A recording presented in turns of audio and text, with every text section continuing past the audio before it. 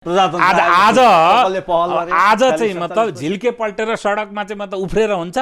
नेपाली जनताको करबाट भत्ता लिएर नेपालको नीति विधि परराष्ट्र सम्बन्ध र नेपालको सार्वभौमिकताको रक्षा गर्ने क्रिया खाएर सत्तामा बसेका हरेक व्यक्तिहरूले नेपाली जनतालाई मेरो पालामा मैले यो गरेँ भनेर आफ्नो चाहिँ मतलब प्रगति विवरण दिनुपर्छ। त्यसैले सोभेरियन किङले दिएपछि सक्यो। यदि दिएको हो भने राजा महेन्द्रलाई राष्ट्रवादी भन्नेलाई जहिले तहिले मेरो प्रश्न एउटै त हो नि, ककलले के गरे के पहल गरे हो, त्यसको ब्लुप्रिन्ट चाहियो हामीहरूलाई। संसारमा सायद यो पहिलो घटना हो नेपालको सेक्रेटेरिएटको अगाडि गएर चिनिया नागरिकहरूले प्रदर्शन गरे। एक त चिनिया नागरिकहरू प्रदर्शन गर्ने जातै होइन, सत्ता काहीँको पनि सन्त छैन, कम्युनिस्ट त झनै छैन, त्यहाँभन्दा बढी कति भन्नु। चाइनाको विरुद्ध चाइनाले यसो गर भनेर यहाँ अमेरिकामा टायर बनाएर सी जिनपिङको पुतला जलाएर यसको समाधान हुँदैन। 1 वर्ष अगाडि एबीपी न्युज कन्क्लेभमा नितिन गडकरीजीले भन्नुभएको छ, त्यतिखेर कोही बोलेन, यस्ता खालका स्वरै आएनन्, कोही आएन। एउटा बोल्ने मान्छे राष्ट्रद्रोही दलाल यही पात्र मात्रै हो। म जस्ता धेरै मान्छेलाई कटक्क मन दुख्ने कुरो हो त्यो। सार्वभौमता सत्ता सम्पन्नता जनता पो त। अनि यी घामपानी राष्ट्रवादका दुष्टहरूबाट पाउने गाली मैले पाइ पनि सकेको छु। हामीहरूले चाहिँ ब्रिटिस र अमेरिकनहरूले जोगाइदिए, 4 सालमै अमेरिकनले नेपालमा एम्बासी नखोलेको भए नेपाल रहन्थ्यो रहँदैन थियो भन्न सक्दिनँ म। त्यो त स्पष्ट देखियो नि, क्लियर कट हो, क्लियर कट हो नि। पञ्चायतकै संविधानले पनि सार्वभौम सत्ता जनतामा रहनेछ भन्ने एउटा क्लज हालिदिएको भए महेन्द्रमाथिको मेरो मूल्याङ्कन कहाँ हुन्थ्यो हेर्नुहोस्।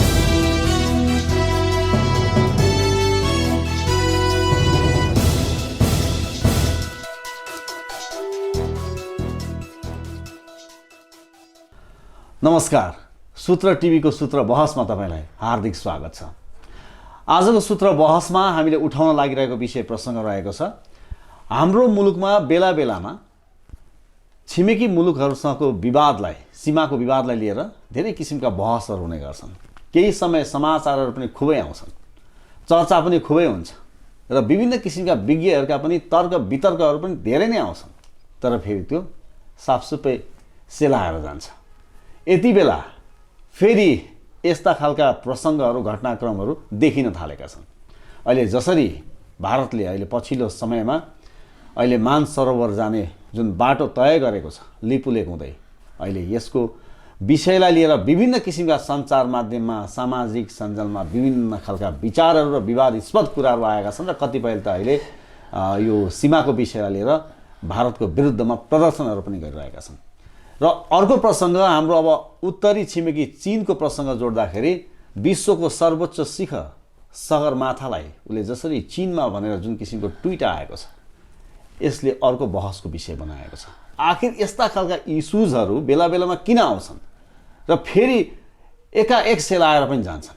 आजको सूत्र बहसमा हामी यिनै विषय प्रसङ्गको सेरोफेरोमा रहेर कुराकानी गर्नेछौँ र त्यसका लागि आजका हाम्रा सूत्र बहसका अतिथि हुनुहुन्छ विश्लेषक अरुण सुवेदी। अरुण सुवेदीजी, यहाँलाई सूत्र बहसमा स्वागत छ। धन्यवाद सञ्जीवजी। सुवेदीजी, अब अहिलेको घटनाक्रमहरू त मैले के व्याख्या गरिरहनु, सर्वविदितै छ। अब मलाई यति बताइदिनुहोस्, यो बेला बेलामा यस्ता विवाद आउँछन्, एकदम यसरी आउँछन् कि मानौँ त्यो हाम्रो गाउँघरतिर बग्ने हुन्छ नि खहरे खोला, लिएर आउँछ। त्यस पछाडि फेरि जसरी खहरे खोला साफसुपै सुक्छ नि फेरि केही समयपछि, त्यस्तै गरिकन साफसुपै पनि सुक्छ। यो पिकमा पुग्ने वात्तै तल झर्ने यो खालको चाहिँ किन हुन्छ भन्नुहोस् त। अनि के भने खास गरिकन तपाईँले अब अघि दुईवटा विषयमा बहस गर्ने कुरा गर्नुभयो। अब पहिले हामी यो चाहिँ अहिले कालापानी लिपुलेक प्रकरणकै कुरा गरौँ। भारतसित हाम्रो चाहिँ धेरै किसिमको अब भनिहाल्ने इकोनोमी पेक छ। सीमा विवाद भनेको छिमेकीसितै हुने हो, हाम्रो पाकिस्तानसित त सीमा विवाद हुँदैन, अमेरिकासँग पनि हुँदैन, होइन। छिमेकीसितै सीमा विवाद हुन्छ।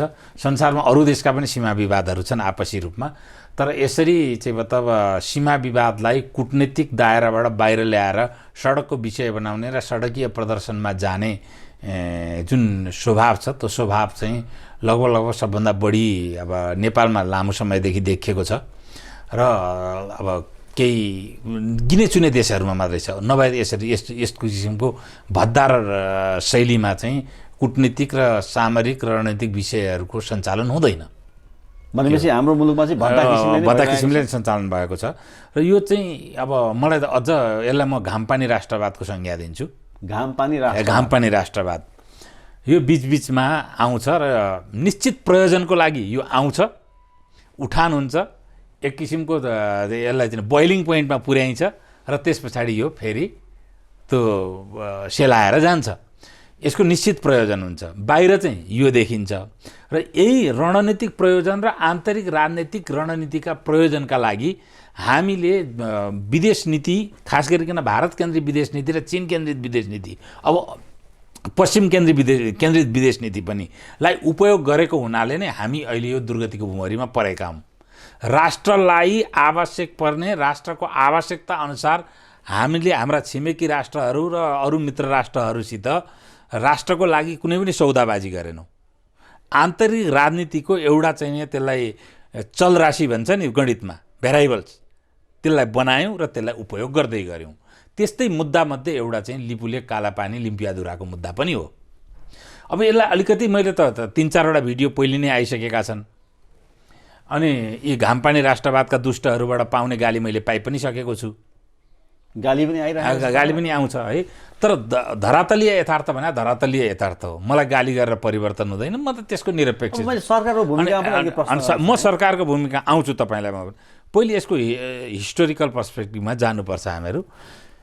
यो चाहिँ चीनसित हाम्रो द्वैत सम्बन्ध कायम हुनुभन्दा अगाडिकै मुद्दा हो लिपुलेक चाहिँ।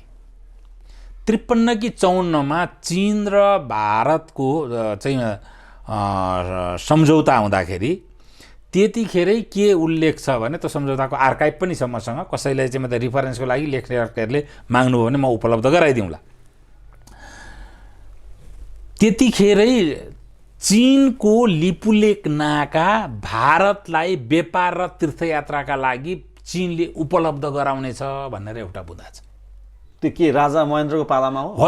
राजा महेन्द्र त राजा भइसकेका थिए, तर यो त 2013 सालभन्दा अगाडि लाग्छ। 53 जस्तो, 53 कति सालमा हुन्छ? 1953 टङ्कप्रसाद आचार्यजीको पालामा हो जस्तो लाग्छ मलाई। जस पहिलो आउने बिपी कोइराला प्रधानमन्त्री हुनुभन्दा पहिलेको कुरा, पहिलो जननिर्वाचित प्रधानमन्त्री भन्दा पहिलो आउने पहिला नै। जसरी यो लिम्पियाधुरा, कालापानी, जुन सीमा विवादका कुराहरू आउँछन्, यसमा चाहिँ तत्कालीन अवस्थामा राजा महेन्द्रले नै एउटा सम्झौता गरेर चाहिँ यसलाई ओके गरिसकेको भन्ने कुराहरू पनि आउँछ। यसलाई चाहिँ तपाईँले कसरी हेर्नु भएको छ? होइन, त्यो भारतेलीहरूले आधिकारिक रूपले भनेको अहिलेसम्म मैले नोटिस गरेका छैन। तर नेपालकै केही ओपिनियन मेकरहरू र केही चाहिँ मतलब लेखकहरूले चाहिँ राजा महेन्द्रले भारतलाई दिएको भनेर लेखेका छन्। यीबाट त उताबाट भएको छैन।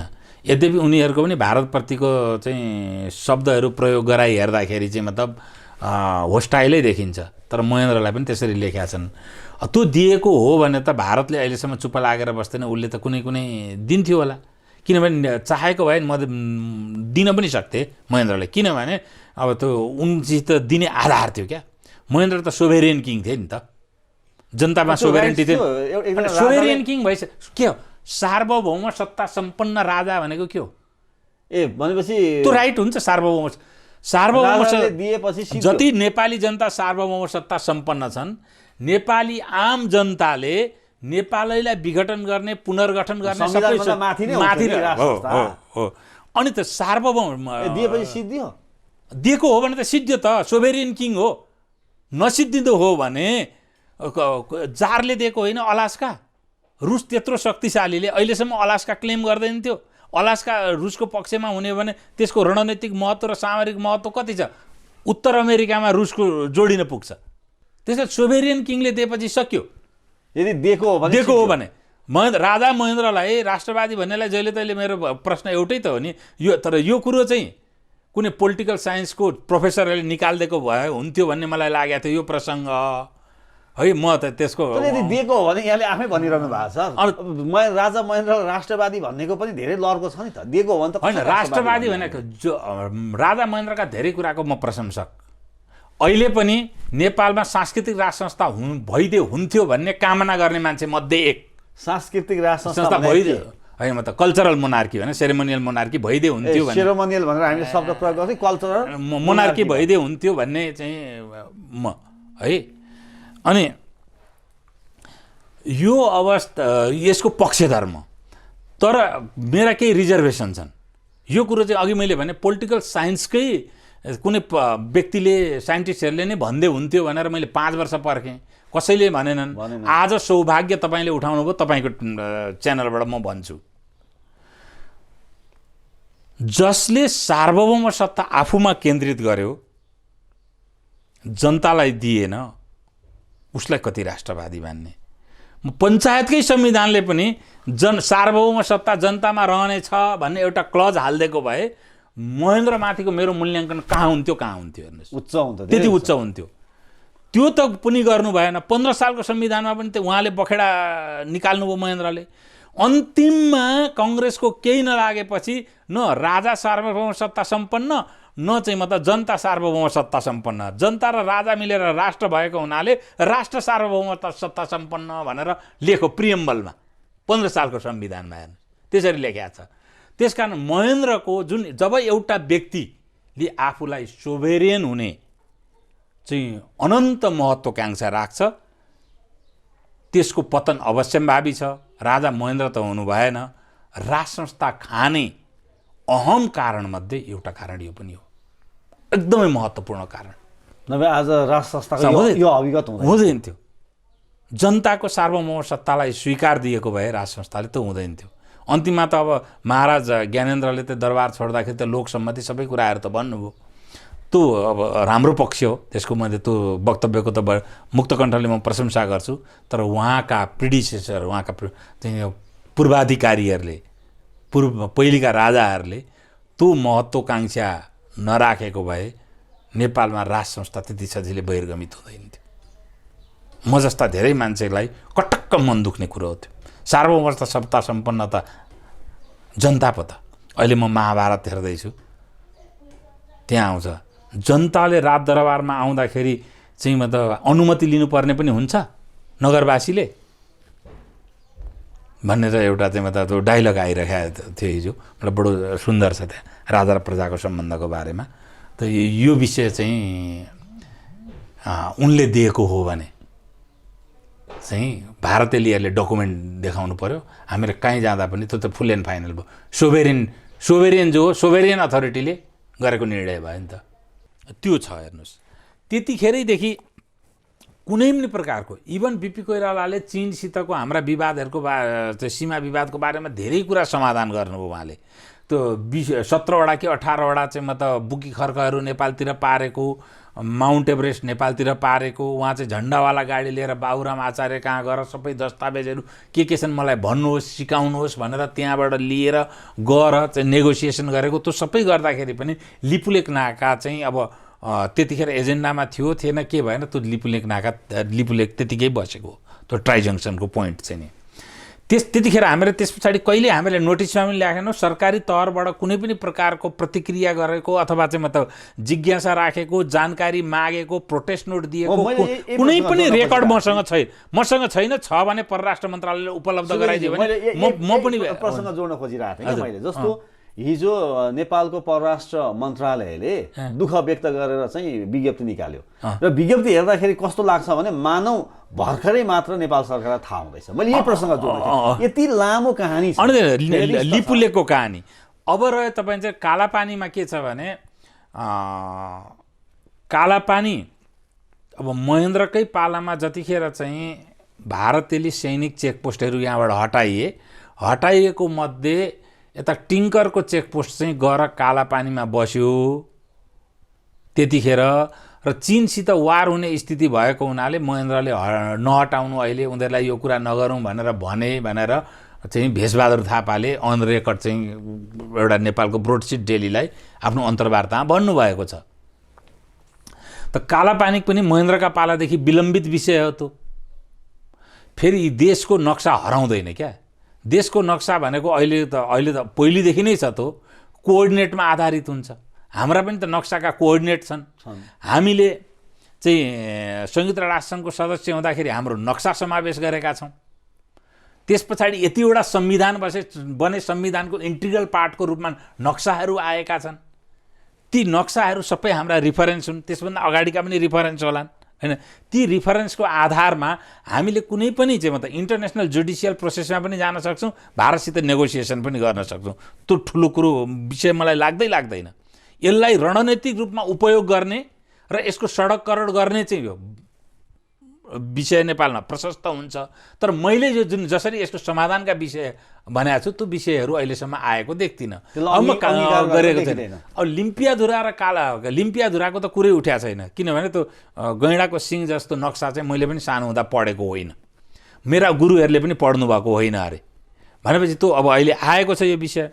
तर एउटा नेपालीको नेपाली नागरिकको हिसाबले त्यो नेपालको सरहद हो भन्ने हाम्रो सुगौली सन्धिदेखि पछिका कुनै पनि दस्तावेजले पुष्टि गर्छ भने त्यो दस्तावेजको आधारमा कूटनीतिक र कानुनी बाटोबाट हामीले त्यो इलाका हाम्रो देशभित्र पार्नुपर्छ, हाम्रो नक्सातिर पार्नुपर्छ भन्ने मेरो आम नेपालीको जस्तै मान्यता हो, अडान हो त्यसका आधारमा।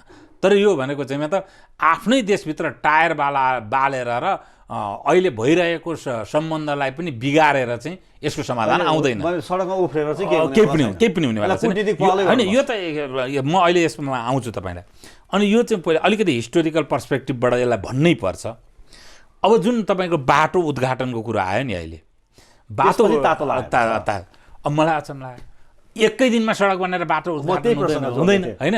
यो चाहिँ मलाई लाग्छ मनमोहन सिंह पहिलोचोटि प्रधानमन्त्री हुँदाखेरि भारतको योजनाको डकुमेन्टमा चाहिँ त्यो बाटो महाकाली कोरिडोरको बाटो लिपुलेक हुँदै मानस सरोवर जाने बाटो बनाउने कुरा चाहिँ डकुमेन्टेड फर्ममा आयो। त्यस पछाडि हरेक वर्ष भारतले बजेट एलोकेट गरेको छ, उसको योजना पुस्तिकामा छ, त्यसको एलाइनमेन्ट कहाँ हो भनेर डिक्लियर गरेको छ, अखबारमा आएको छ।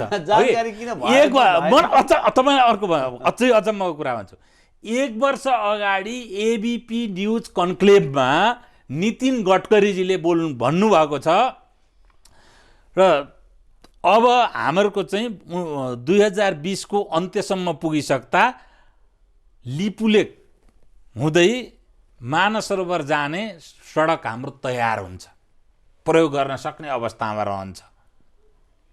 अब हामीहरूले चाहिँ नथुला पूर्वतिरबाट पनि घुम्नु पर्दैन, नेपालबाट पनि जानु पर्दैन भनेर अन रेकर्ड नितिन गडकरीले त्यतिखेर भनेका छन्। र यो बन्दैछ भनेर त्यतिखेर मेरो भिडियो आएको छ, हेर्नुहोस्, मेरो आफ्नै भिडियो पनि 60-65 हजार कतिले हेरेका छन्, हेर्नुहोस्। त्यो पनि त्यो त अब रेकर्डमा आएका विषयहरू हुन्। त्यो पनि नेपाल सरकारलाई थाहा छैन भनेर हामीहरूले मान्नुपर्ने, जनताहरूले मानिदिनु पर्ने। र महेन्द्रका पालादेखि अहिलेसम्म कार्यकारिणी अधिकार कसका हातमा आयो, ककलले के पहल गरे हो त्यसको ब्लुप्रिन्ट चाहियो हामीहरूलाई। पञ्चायतका प्रधानमन्त्री विदेश मन्त्रीहरूले ककलले पहल गरे होइन। आज चाहिँ मतलब झिल्के पल्टेर सडकमा चाहिँ मतलब उफ्रेर हुन्छ। सचिवजीहरू उफ्रिनु भएको छ, उहाँहरू पनि सम्बन्धित मन्त्रालयको सचिव हुँदा के पहल गर्नुभयो, उहाँहरूलाई नक्सा थाहा थिएन। प्रधानमन्त्री काङ्ग्रेसका प्रधानमन्त्रीहरूले ककलले के पहल गरे, एक दुईवटा पहल मलाई थाहा छ। सबभन्दा पहिले काला पानीको क्लेम विधिवत रूपमा भारत सरकार समक्ष राख्ने काम गिरिजाप्रसादले पहिलोचोटि प्रधानमन्त्री हुँदा गर्नुभएको, गिरिजाप्रसाद कोइरालाले। त्यस पछाडि जिन्दगीभर चाहिँ त र आफ्नो पोलिटिकल लाइफभर चाहिँ मतलब के अरे भारतीय दलाल र लेन्डिपको जोडा भनेर उपनाम पाएका सुशील कोइरालाले नै लिपुलेक नाकाको बारेमा पछिल्लो जुन चाहिँ मतलब समझदारी भएको थियो चीन र भारतको बीचमा, त्यतिखेरको समझदारीमा दुईटै देशलाई प्रोटेस्ट लेटर पठाएको हो। यस्ता केही रेकर्डहरू छन्, रेकर्डहरू सार्वजनिक भएका हुन्। अरू तर सबभन्दा चाहिँ चर्को राष्ट्रवादी कुरा गर्ने हाम्रो त कमल थापाजी पनि त विदेश मन्त्री हुनुभएको हो, उहाँले आफू विदेश मन्त्री हुँदाखेरि यो कुरो थाहा थिएन। अहिले पनि के नेपालको विदेश मन्त्रालयमा इन्डिया हेर्ने डेस्क छैन, इन्डियाको योजना डकुमेन्ट हामीहरू पढ्दैनौँ। जुन देशमा हामीहरूको इकोनोमी पेक गरेको छ त्यसकै योजना र नीति योजनाको डकुमेन्ट, मोनिटरी पोलिसी, फाइनेन्सियल पोलिसीहरू हामीहरू पढ्दैनौँ भने हामीहरू कसरी बनाउँछौँ? इकोनोमी लगेर पे गर्यो। हाम्रो ठुलो कमजोरी देखियो अनि यहाँनिर। यी कुराहरू चाहिँ सबैको अब नेपाली जनताले हाम्रा सबै नेताहरूको ले यो कुराका लागि के पहल गर्नुभयो त्यसको ब्लुप्रिन्ट चाहियो। केपी ओलीजीले पहिलोचोटि प्रधानमन्त्री हुँदा के गर्नुभयो? आज आफै प्रधानमन्त्री भएर ठुलो कमजोरी पो देखियो। आफै प्रधानमन्त्री भएर आफै चाहिँ पार्टीको अध्यक्षको रूपमा विज्ञप्ति कसलाई निकालेको हो? प्रधानमन्त्रीले त विदेश मन्त्रालयबाट पठाइसक्नुभयो। पुष्पकमल दाहालजीले के गर्नुभयो आफू प्रधानमन्त्री हुँदाखेरि? शेरबहादुरजीले के गर्नुभयो? ती लगायत पञ्चायतकालका प्रधानमन्त्री पनि केही जीवितै छन् नि अहिले। के लोकेन्द्र बहादुर चन्दजी हुनुहुन्छ, उहाँहरूले के गर्नुभयो? अनि भारतमा राजदूत भएर गएका धेरै महासचिवहरू पनि हुनुहुन्छ अहिले, उहाँहरूले के गर्नुभयो? नेपाली जनताको करबाट भत्ता लिएर नेपालको नीति विधि, परराष्ट्र सम्बन्ध र नेपालको सार्वभौमिकताको रक्षा गर्ने क्रिया खाएर सत्तामा बसेका हरेक व्यक्तिहरूले नेपाली जनतालाई मेरो पालामा मैले यो गरेँ भनेर आफ्नो चाहिँ मतलब प्रगति विवरण दिनुपर्छ। यसरी उफ्रेर अब जहाँ जुन सम्बन्ध हामीहरूलाई दैनिक रोजीरोटीसित सम्बन्धित छ र हाम्रो लाइफ लाइनसित गाँसिएको छ, त्यसलाई यसरी आन्तरिक भनौँ न आन्तरिक राजनीतिक कारणले ड्यामेज गर्न पाइँदैन। यसलाई कानुनी र कुटनीतिक माध्यमबाट समाधान गर्नलाई उहाँहरूले के प्रयत्न गर्नुभयो? जहिले तहिले तपाईँ परराष्ट्र सम्बन्ध र देशको सार्वभौमिक अखण्डताको विषयमा राजनीति गर्ने यो कुनै तरिका हो? राजनीतिक टुल्स जस्तो भइरहेको छ हो त। अहिले पनि किन फेरि अचम्मको राजनीतिक टुल्स छ यो। नेपालको 601 जना सभासदले पास गरेर चाहिँ संविधान लागू गर्नुभयो उहाँहरूले हो। संविधानको इन्टिग्रल पार्टको रूपमा नक्सा छ, निशाना छापको नक्सा छ।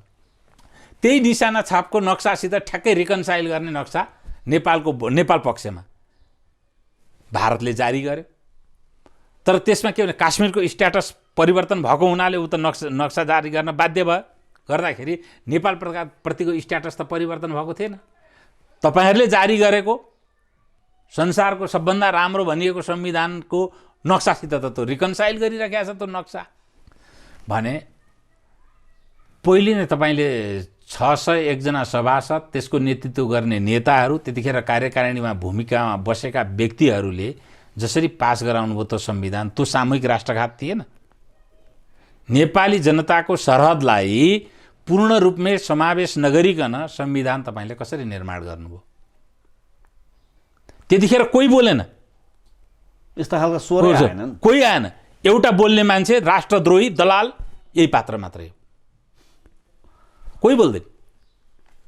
अनि पछि कराएर हुन्छ, अनि पछि सबै निक्लिनुभयो। अनि यो संविधानले के गरेको भने कतिखेर निक्लिए सबै त्यो इस्यु? तपाईँ हेर्नुहोस्, काश्मीरको स्ट्याटसमा सबभन्दा बढी चाहिँ आपत्ति कसको? पाकिस्तानको। अनि पाकिस्तानी राजदूतावासले यहाँ चाहिँ मतलब काश्मीरको स्ट्याटसको बारेमा कार्यक्रमको गरेको 2 दिन पछाडि अनि चाहिँ सारा चाहिँ छताछुल्लो भएर राष्ट्रवाद, घामपानी राष्ट्रवाद उदायो नेपालमा। घामपानी राष्ट्रवाद बेला बेला त्यसरी उदायो। कश्मीरसितको कुन डाइनामिक्स हो अचम्म? अहिले पनि के छ भने कश्मीरमा त एउटा आतङ्कवादी मरिएर कश्मीरको आतङ्कवादको बारेमा एउटा ठुलो टकरावपूर्ण स्थिति भयो। भारतले चाहिँ त्यस पछाडि पिओकेलाई पनि आफ्नो सरहदको रूपमा क्लेम गर्यो। त्यो भएपछि फेरि यहाँ नेपालमा चाहिँ लिम्पियाधुरा र यो इस्यु फेरि राष्ट्रवादको रूपमा आज एकाएक के। अनि म अर्को प्रश्न तपाईँलाई बडो हाँसुडो गजब प्रश्न गर्छु, सोध्छु म तपाईँ मार्फत हाम्रा सत्ताधारी सबैलाई, सत्ताधारी सबै राजनीतिक वृत्त र प्रशासनिक वृत्त र अहिले प्रशासनिक र राजनीतिक वृत्तबाट निवृत्त भएर राष्ट्रवादको झिल्केगिरी सडकमा गरिरहेका हाम्रा चाहिँ मतलब राष्ट्रवादी पात्रहरूलाई उद्घाटन गरेपछि उहाँलाई थाहा भएछ। उद्घाटन नगरी चलाइराखेको भए चाहिँ हाम्रोमा राष्ट्रवादको यो बुखार आउँदैन थियो। किन उद्घाटन नगरी चलाएर पनि त 4-5 वर्ष पछाडि पनि उद्घाटन गर्न सकिन्छ परियोजनाहरू त सकिन्छ। त्यस्ता परियोजना पनि प्रयोग गर्नलाई त बाधित त हुँदैन प्रयोगको लागि त्यो सडक उद्घाटन नगर्नाले। यस्तो चाहिँ बकमफुस राष्ट्रवादी चरित्र देखियो एकदम। अब मैले यही प्रसङ्ग जोडेँ, जस्तो अहिले सरकारी पक्षबाट अथवा केही व्यक्तिले के भनिरहेका छन् भने परराष्ट्र सचिव स्तरीय वार्ता गर्ने भनेर चाहिँ नेपालले पटक पटक चाहिँ आग्रह गर्दाखेरि भारतले चाहिँ यो कुरालाई सिरियस लिएन भन्ने पनि एक किसिमको आरोप आएको छ। यसलाई तपाईँले चाहिँ कसरी हेर्नुहुन्छ यो कुरालाई? होइन, हिजो मात्रै त्यो आरोप आएको छ भने पहिले फलानु मितिमा गऱ्यौँ भनेर उहाँहरूले पनि भन्नु पर्यो होइन। भारतको पनि त परराष्ट्र मन्त्रालयबाट हिजो विज्ञप्ति त आएको छ। यो कोरोनाको यो महामारी लकडाउन पछाडि हामी वार्ता गर्छौँ। के छ भने त्यो पहिलेदेखि नै हामीहरूको योजना अनुसारै बनिरहेको छ र हाम्रै चाहिँ मतलब भूमिभित्र हामीहरूले बनाएको छौँ। उत्तराखण्डभित्रै नेपालसित विलम्बित भएका चाहिँ हाम्रा सीमा विवादहरूका विषय छन् भने हामी ओपन छौँ र हामीहरू छलफल गर्न तयार छौँ भनेर त हिजो आइसकेको छ विज्ञप्ति, परराष्ट्र मन्त्रालयको विज्ञप्ति। तर त्यहाँ त पार्टीको विज्ञप्ति आउँदैन नि त। परराष्ट्र मन्त्रालयको विज्ञप्ति फरेन मिनिस्ट्री लाइन एजेन्सीबाट विज्ञप्ति आइसकेको छ। अब त्यस पछाडि त्यो भने उनीहरूको कमिटमेन्ट त्यो छ, विज्ञप्ति आएको छ बकाइदा भनेपछि त्यो विज्ञप्ति एट्याच गरेर कोरोनाको सङ्क्रमण आज रातारात त्यो चाहिँ मतलब परिवर्तन हुने स्ट्याटस छैन। तपाईँले चाहिँ के दूतावास अगाडि गएर पाकिस्तान जिन्दाबाद भनेर यसको स्ट्याटस परिवर्तन हुन्छ? नेपालमा टायर पलेर आज रातारात स्ट्याटस परिवर्तन हुन्छ त्यसको? यसलाई त लामो कूटनैतिक र कानुनी अभ्यास चाहिन्छ प्रमाणका आधारमा।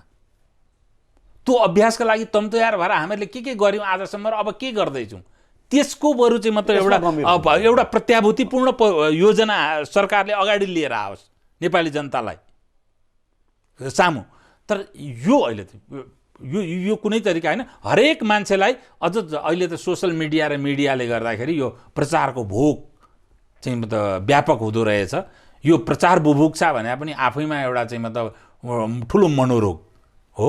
त्यो मनोरोगबाट चाहिँ मतलब धेरै मान्छे ग्रस्त छन्। के गर्न सक्छौँ हामी? अहिलेको अवस्था त्यही देखिएको छ। अब जस्तो अर्को विषय मैले यहाँ जोड्न चाहेँ, अब हामीले यतिको समीक्षा गर्दाखेरि हाम्रा लिडरसिपमा भएका कमी कमजोरी त अहिले यही यहाँले भनेकैबाट छर्लङ्गै भयो। तर बेला बेलामा अब अहिले चीनको पनि हामी कुरा गरौँला, यो छिमेकी मुलुक र विशेष गरी भारतको प्रसङ्ग आउँदा बेला बेलामा अलिकता इन्टेन्सन चाहिँ खराबै छ भारतको भन्ने खालको कुराहरू पनि आउँछ कि यो सीमाको विवादको विषयलाई लिएर। होइन, मैले भारतको इन्टेन्सन कस्तो छ म आउँदैछु, त्यसलाई चाहिँ कसरी हामीले सर्ट आउट कसरी गर्न सक्छौँ? किन हरेक समाधान त चाहियो नि। सुन्नुहोस्, भारतको मात्रै होइन, भूमिलाई लिएर हरेक राष्ट्रको इन्टेन्सन खराब हुन्छ।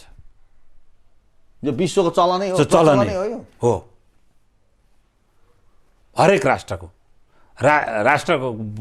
राष्ट्रलाई परिभाषा गर्नु पर्यो भने त भूमि पनि त भूगोल पनि त हो नि, त्यो त परिहाल्यो होइन। त्यसकारण त्यसमा नयाँ कुरै होइन। त्यसलाई कसरी व्यवस्थापन गर्ने चाहिँ महत्त्वपूर्ण। आफू चलाख हुनु पर्यो, आफू चलाख हुनु पर्यो र आफूले व्यवस्थापन गर्न जान्नु पर्यो, व्यवस्थापन गर्न जान्नु, म्यानेज गर्नु पर्यो होइन। त्यसकारण यसलाई म अनौठो मान्दिनँ। अब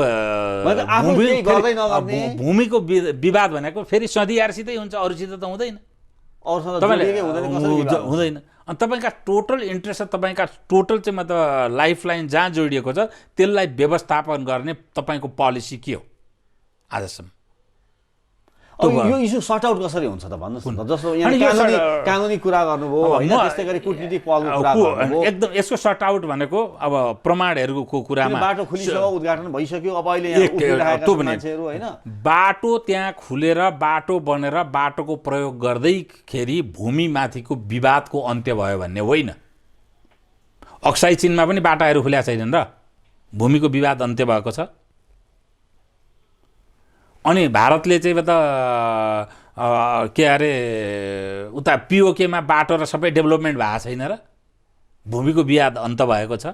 त्यसकारण कुनै सरहदमा परेको विवादमा जसको पोसेसनमा तात्कालीन रूपमा त्यो भूमि छ त्यसले त्यहाँ कुनै फिजिकल डेभलपमेन्ट गरेको अवस्थाले नै भूमिमाथिको विवादको अन्त्य हुँदैन। त्यहाँ बाटो पनि बनिरहेको छ, हामी भूमिको विवाद पनि यथावत छ। हामीले सुगौली सन्धि पछाडिका प्रमाणहरू के छन् त आर्काइभमा, हाम्रो परराष्ट्र मन्त्रालयको आर्काइभमा होला। होइन भने यो सिमाना जुन छ न इन्डियनले बनाएको न नेपालीले बनाएको, नेपाली र ब्रिटिसहरूले बनाएको होइन भने ब्रिटिसलाई साक्षी राखेर अगाडि जाने हो कि ब्रिटिसको आर्काइभमा पनि होलान्, ब्रिटिस मतलब सरकारको आर्काइभमा पनि होलान्। अनि राष्ट्रसङ्घमा पनि हामीहरूले चाहिँ म त सदस्य हुँदाखेरि फलो गर्न सक्यो। त्यसमा कुन कुन ट्रिटी भए होइन, ती सबैको आधारमा विज्ञहरू बसेर होइन चाहिँ मतलब यसलाई सर्ट आउट गर्ने र एउटा निर्क्युलमा पुग्ने विषय हो यो है।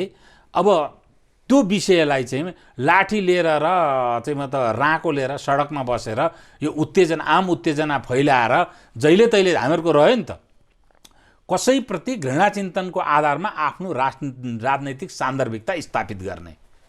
अब यो त खास गरी कम्युनिस्टहरूमा त एकदमै त्यो कल्चर हो। कहिले भारतको हाम्रो त क्लियरै छ त, हामीले कसैको 1 इन्च भूमि पनि चाहिएन, आफ्नो 1 इन्च भूमि पनि किन दिने, त्यो त हाम्रो त क्लियर कटै छ सबैको। तपाईँले यो अर्को कुरा गर्नु, त्यो कुरामा त संसारका सबैले आफूलाई क्लियरै भन्छन्, कोही कन्फ्युज भएको देखाएको छैन मैले, हामी मात्रै होइन, कोही पनि त्यसमा कन्फ्युज छैन है। तर त्यसमा के हो भने अब विवाद भयो, विवाद भएपछि मैले अघि भने अनुसार जानु पर्यो। तर यो अहिले यसरी यो भद्दा किसिमले आउने कारण चाहिँ के छ भने हाम्रो खास गरिकन कम्युनिस्ट भावभूमिबाट जो राजनीति गर्नुभएका साथीहरू हुनुहुन्छ नेपालमा, राजनैतिक दलहरू हुनुहुन्छ, उहाँहरूको कल्चर चाहिँ के भएर आयो भने कहिले काङ्ग्रेसको विरुद्ध, काङ्ग्रेस शक्तिशाली हुँदा काङ्ग्रेसको विरुद्ध आफ्नो सान्दर्भिकता स्थापित गर्ने, काङ्ग्रेसको विरोध गरेर हामी को र हामी के गर्न चाहन्छौँको मतलब छैन। कहिले अब हिन्दुस्तानको विरुद्ध, कहिले राज संस्थाको विरुद्ध।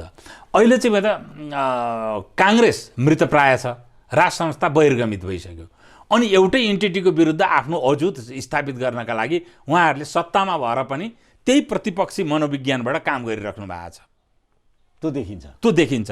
र अब अर्को कुरा पनि यसको अब रणनीतिक एउटा कुरा अघि त भने एउटा साइन अफ इन्ट्रोगेसन के चाहिँ त्यो यस्तो स्थिति छ जुनमा काश्मीरमा पाकिस्तानको आपत्ति जति जति बढ्दै जान्छ त्यो अनुक्रमानुपातिक रूपले नेपाल र भारतको चाहिँ मतलब लिम्पियाधुरा र कालापानीको इस्यु पनि रेज हुन्छ। यो बडो अनौठो विषय छ, यसको मैले गुड रहस्य बुझ्न सकेको छैन। दोस्रो कुरो के छ भने अहिले जुन कोरोना महामारी पछाडिको सम्भावित आर्थिक विकराल स्थिति छ र अहिले जुन प्रणालीगत असफलतातर्फ हामी अग्रसर भइरहेका छौँ र यो भारी भरकम राजनीतिक संरचना लगभग धान्न सकिँदैन भनेर सत्तारूढ दलकै धेरै मानिसहरू लगभग कन्भिन्स हुन थालिसकेको अवस्था छ। प्रतिपक्षी दल अर्थात् अर्धसत्ताधारी दल नेपाली काङ्ग्रेस भन्ने छ नि त, रुख चिन्ह बोकेको कम्युनिस्ट पार्टी, त्यो पनि लगभग कन्भिन्स भएको देखिन्छ। र अरू धेरै मान्छेहरू चाहिँ अब जसले पहिचानको लागि सङ्घीयता मागेका थिए उनीहरूको पनि मुद्दा एड्रेस नभएको हुनाले यो मोडेलको सङ्घीयता होइन है हामीहरूले मागेको भनेर उनीहरू पनि अगाडि बढिरहेको अवस्थामा अब के विकल्प के भन्ने कुरा आइसक्यो त। राजनीतिक विकल्पको खोजी भएको थियो क्या, यही प्रणाली अन्तर्गत होइन, प्रणालीगत राजनीतिक विकल्पको खोजी एउटा स्थितिमा पुगेको थियो र त्यसले चाहिँ लगभग भन्नुहुन्छ भने नेपालका सम्पूर्ण राजनीतिक शक्ति पुनः चाहिँ मेलमिलापको अध्यायमा प्रवेश गर्नुपर्छ। विस्थापित राज संस्थावादी शक्ति र प्रजातान्त्रिक कित्ताका शक्तिहरू, पहिचानवादी शक्तिहरू र नेपालका वाम कित्तावादी लेफ्ट लिबरलहरू, यी सबै एक ठाउँमा आउनुपर्ने बाध्यात्मक स्थिति निर्माण गरिसकेको थियो। त्यसले के भने जो विस्थापित शक्तिहरू थिए तिनीहरूको आंशिक पुनर्स्थापनाको सम्भावना बढ्दै गरेको बेला यो मुद्दा चाहिँ रणनीतिक रूपले अगाडि लिएर आइयो। यसले के गर्यो भने राज संस्थावादी व्यक्तिहरू जो थिए तिनीहरूलाई पनि यसको डिफेन्ड गर्नलाई चाहिँ मतलब यो पपुलिजमको रोगमा त दङ्गलमा हाम फाल्नुपर्ने बाध्यात्मक स्थिति आयो। यसले गर्दाखेरि उनीहरूले चाहिँ कूटनीतिक रूपमा पश्चिम र भारतको जुन विश्वास दिने वातावरण लगभग बन्दै गइरहेको थियो त्यो वातावरण भङ्ग भयो हेर्नुहोस्, त्यो खालको स्थिति आयो। र अब यसको चाहिँ अघि पनि हामीले प्रसङ्ग जोडि नै हाल्यौँ, यसको अब चाहिँ हामीले कूटनीतिक पहल गर्नु पर्यो र प्रमाणका आधारमा कानुनी र कूटनीतिक माध्यमबाटै हामीहरूले जित्ने। आफ्नै देश बिगारेर र आफ्नै मान्छेको धोती खुस्काएर हामीहरू मन्जिलमा पुग्दैन। यसरी चाहिँ हामीले आफ्नो उद्देश्य गेन गर्न सक्दैन। अब मैले अर्को प्रसङ्ग जोडेँ, अहिले एकाएक यो सगरमाथाको जुन विवाद आइरहेको छ नि यसलाई तपाईँले कसरी हेर्नु भएको छ? अहिले एकाएक एक्कासी यो सोच्दै नसोचेको कुरा, यो त कहिलेकाहीँ सबभन्दा पहिले अब बिहानै ट्विट गर्ने मान्छे पनि मै होला, ट्विट होइन, त्यस पछाडि बरु नेपालका सामाजिक अरू अनलाइनहरूले त्यस पछाडि त्यसलाई कभर गरेको देखेँ। त्यसमा जुन फोटो हालिएको छ त्यो तिब्बतको साइडको फोटो हो, त्यसमा हामीहरूलाई आपत्तिको विषय भएन। फोटोमा चाहिँ हामीले तर त्यस पछाडि पहिलो न्यारेसन जुन छ सगरमाथाबाट सूर्य यस्तो देखियो है भन्ने छ, त्यसमा पनि कुनै आपत्तिको विषय छैन। तर दोस्रो जुन लाइन छ, त्यो दोस्रो लाइनमा के लेख्यो भन्नुहुन्छ भने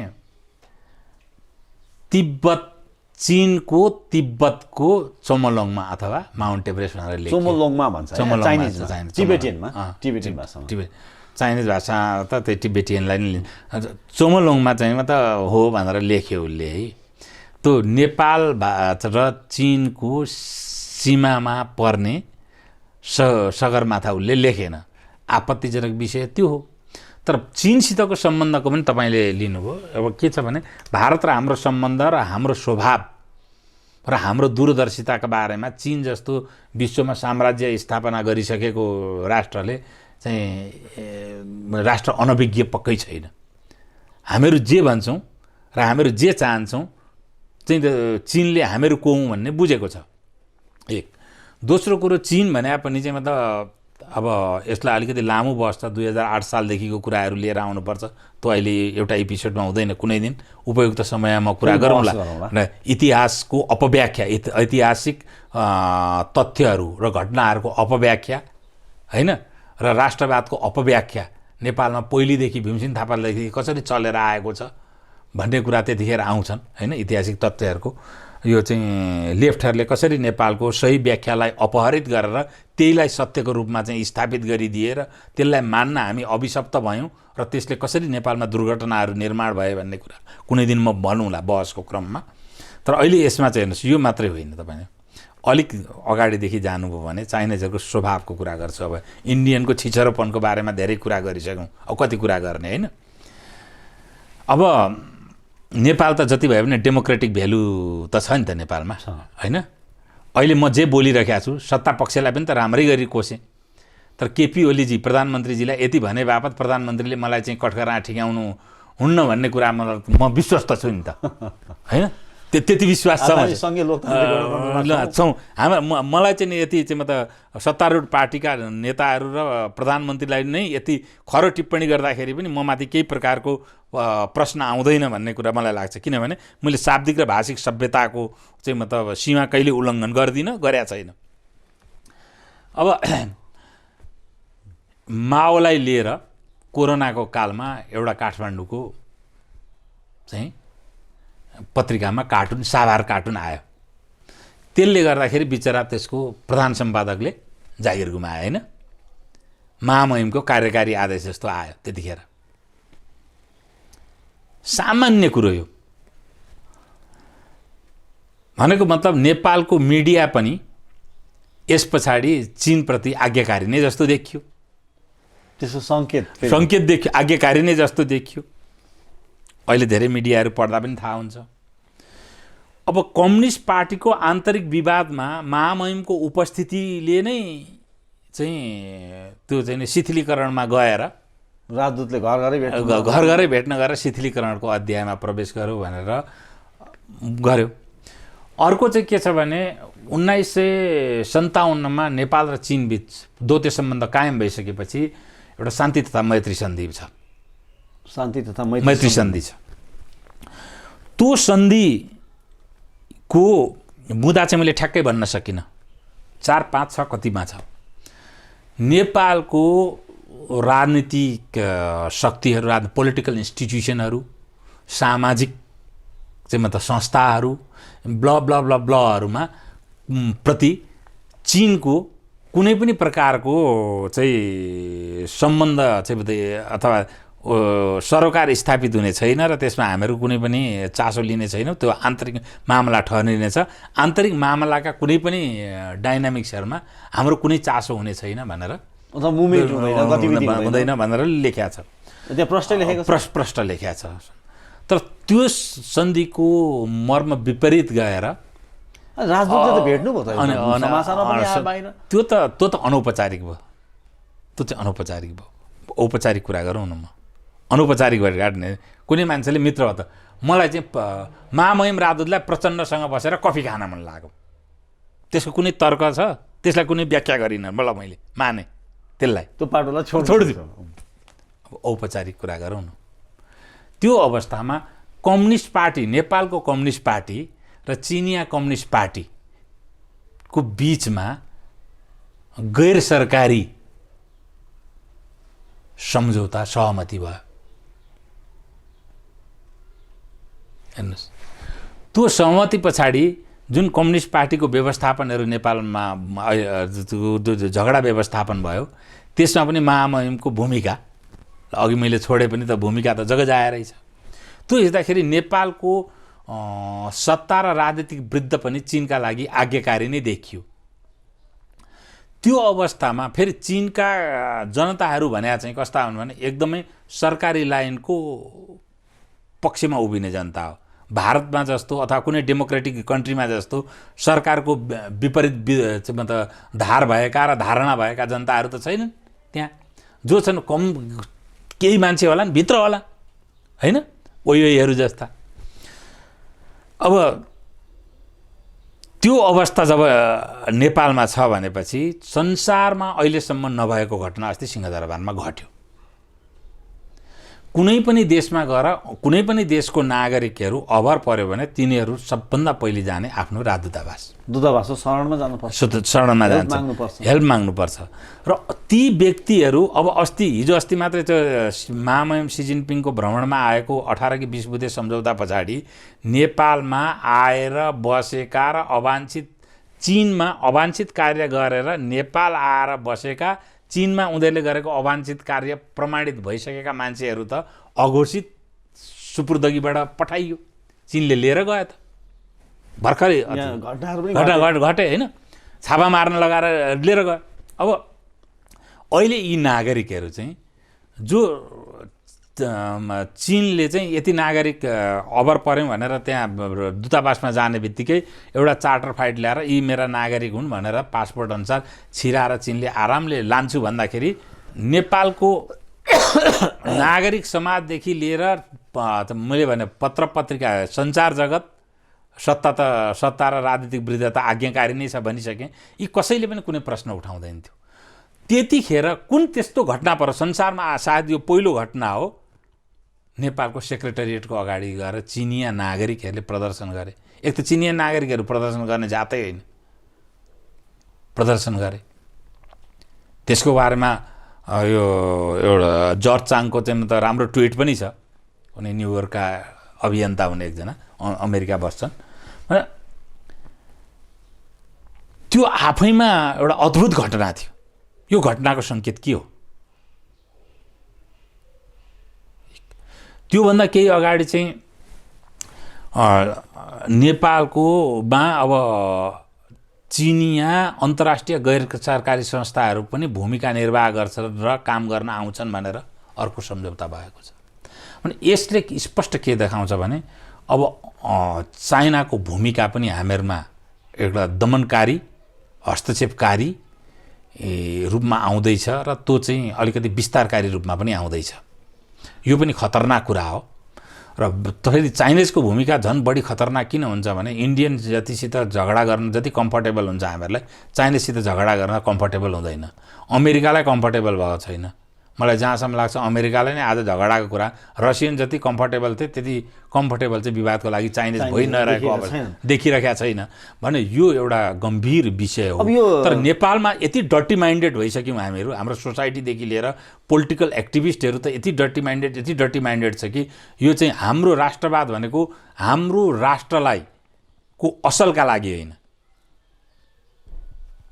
कसैको ताबेदारी र कसैको घृणाका लागि स्थापित छ। मैले यो जोड्दै थिएँ, कतिपय आउँछ नि सामाजिक सञ्जालमा पनि त्यस्ता स्ट्याटसहरू पनि आइरहेको हुन्छ नि, योभन्दा त बरु यही ठिक अथवा भारतभन्दा त चीनै ठिक, चीनले चाह्यो भने चाहिँ एकदम काया पलट गरिदिन्छ, नेपालमा चाहिँ एकदमै विकास पनि गर्न सक्छ, यस्ता खालका पनि सपना देख्न सोमदत्त ब्राह्मणलाई त छुट थियो भने त्यस्ता मूर्खहरूलाई पनि छुटै छ सपना देख्न।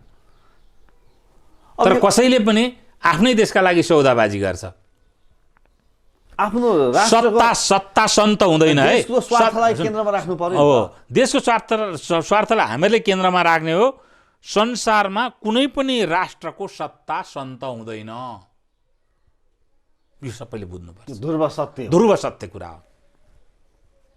भ्रममा नपरे हुन्छ। झन् कम्युनिस्ट सत्ता त झन् भौतिकवादी सत्ता त झनै हुँदैन। झनै हुँदैन।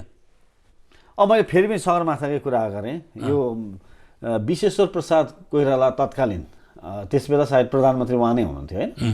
त्यस बेलामा चाहिँ एक किसिमको पहलहरू भए र यो विषय चाहिँ सकियो भनेरै हामीले बुझिरहेको। अघि पनि मैले सुरुमा जोडेको थिएँ, यो सोच्दै नसोचेको फेरि विषय आयो क्या।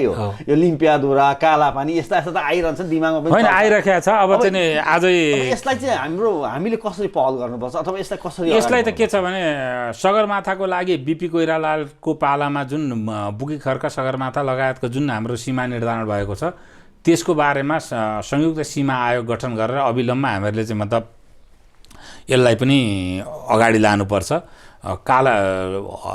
राष्ट्रको 1 इन्च जमिन पनि महत्त्वपूर्ण छ, तर सापेक्षित महत्त्वपूर्ण भनेको चाहिँ कालापानी भन्दा सगरमाथा हो। यो हामीले बुझ्नुपर्छ। मुलुकलाई चिनाउने सगरमाथा हो है। अनि यसलाई पनि त्यसरी नै पहल गर्नुपर्छ। यसको विरुद्ध पनि चाइनाको विरुद्ध चाइनाले यसो गर भनेर यहाँ हाम्रो एकमा टायर बनाएर सी जिनपिङको पुतला जलाएर यसको समाधान हुँदैन। यो कुरो बुझ्नुपर्छ। त्यस कारण दुवैतिरको छिमेकीसित दुष्टतापूर्ण सम्बन्धले हामीहरू कहीँ पुग्दैनौँ, यो सबैले बुझ्नुपर्छ।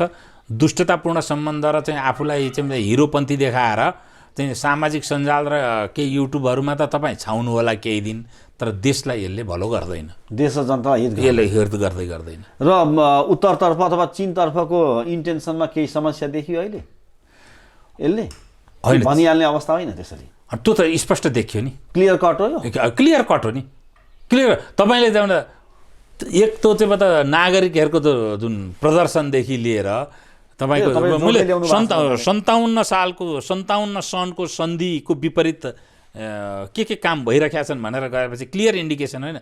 भारतको त 2004 सालदेखि क्लियर इन्डिकेसन छ, त नो कन्फ्युजन होइन। हामी मात्र चुप पहल गरेन, संवाद गरेन, छलफल गरेन होइन।